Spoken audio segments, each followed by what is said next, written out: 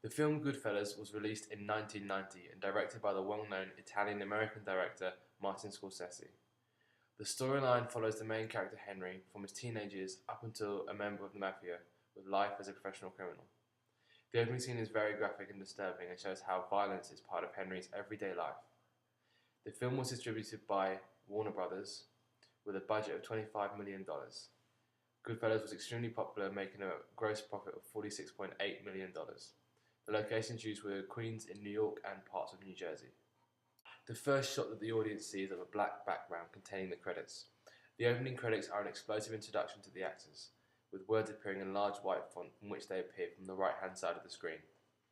As the words appear, there is use of diegetic sound, which is of the sound of traffic, and this is the clear indication of setting for the audience. The traffic sounds make an audience use their imagination as to what will happen in the first scene.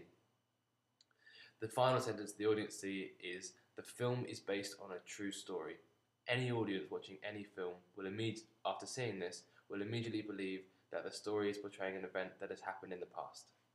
A dolly shot is used as soon as the credits have disappeared.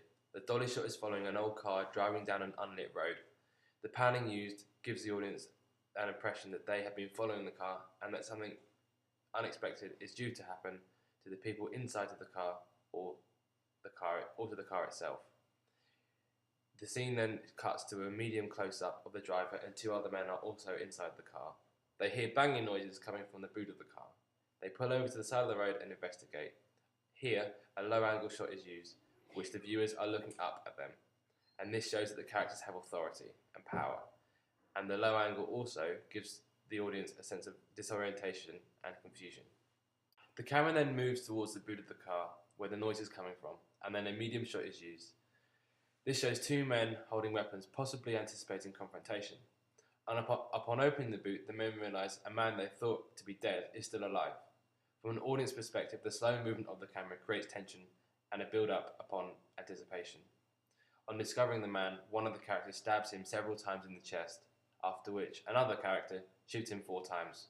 Very gruesome, but realistic for the viewers to observe. The mise-en-scène is typical of a crime film. All characters seen are wearing business-like suits with slick 50s style hair in line with the gangster and criminal profile. The location and lighting is deliberate and creates an atmosphere that the events taking place are secretive and the characters are not wanting to be observed whilst carrying out such a deed. The weaponry props are appropriate as they support the mood and atmosphere of the opening scene and also support the criminal side of the gangster of that era. The camera then focuses on Henry as he closes the boot with the use of 18 cranial sound.